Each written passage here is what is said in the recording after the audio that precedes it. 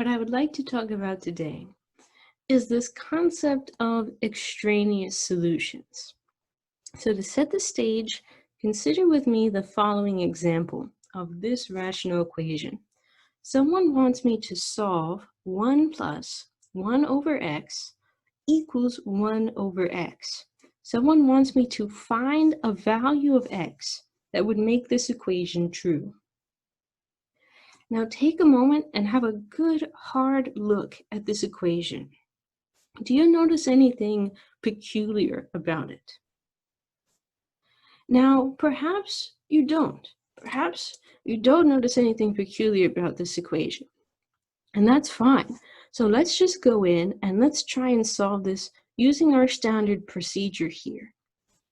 To begin with, let's look at these denominators and let's try and identify what would be their least common denominator. Well, there really is only one denominator in this problem, and that denominator is x itself. So we go into the equation and we're going to multiply both sides by a copy of x. And we're going to very carefully use the distributive property. And we're going to say, all right, on the left-hand side, I have x times 1. X times 1.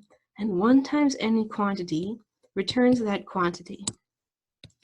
And I have x times 1 over x.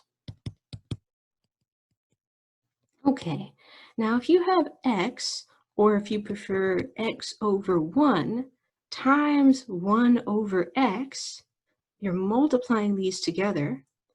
This x at the numerator level, this x at the denominator level, these represent common factors that can be cross-canceled since we're multiplying.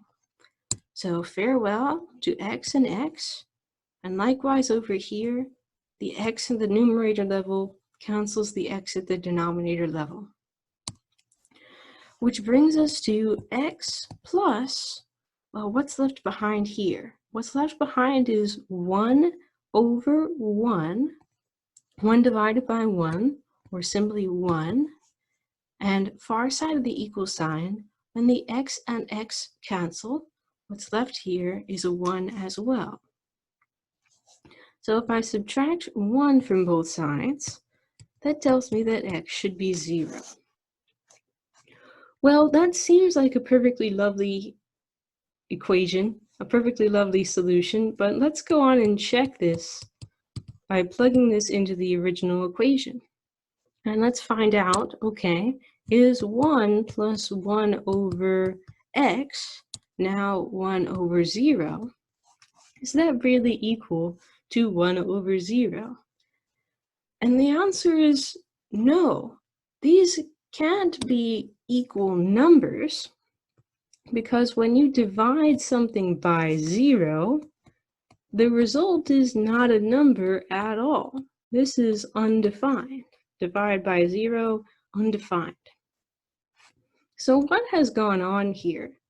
We didn't necessarily make any mistakes in our calculation.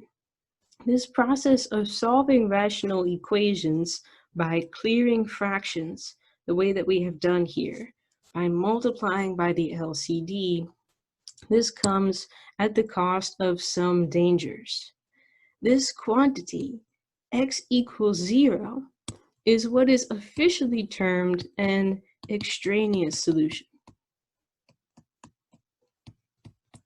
I sometimes refer to these as fake solutions because they seem like they should work, but when you plug them back into the original equation, they give you something that makes you are dividing by 0. Extraneous solutions. Extraneous solutions have to be discarded. They're not real solutions, they're fake. So you'll have to check every single potential solution you've come up with, discard any of the ones that are fake, and make you divide by 0. Now, in our particular situation, x equals 0 was our only candidate, our only potential solution. But when we checked it, it didn't actually make both sides of our equation equal to each other. So we had to discard it, and that leaves us with no solutions left. We discarded everything that we had, and now we have no solutions. And that makes sense. We look back at the original equation, 1 over x. 1 over x, how is it supposed to be equal to itself increased by 1 unit? This was never going to be possible. 1 over x could never equal itself plus 1. So I'm reassured by the fact that we have a way to detect that there are no solutions. Solve it as usual, and then just check your solutions. So let me make that a general statement. When solving rational equations, you must check each, one by one, each of your solutions.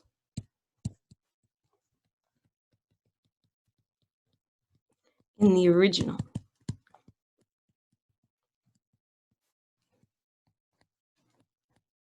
Equation. And what you're really checking to see is, will that solution make any denominator 0? If a solution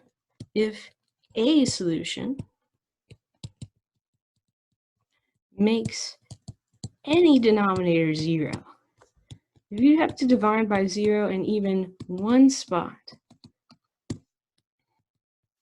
that solution is fake and it must be discarded.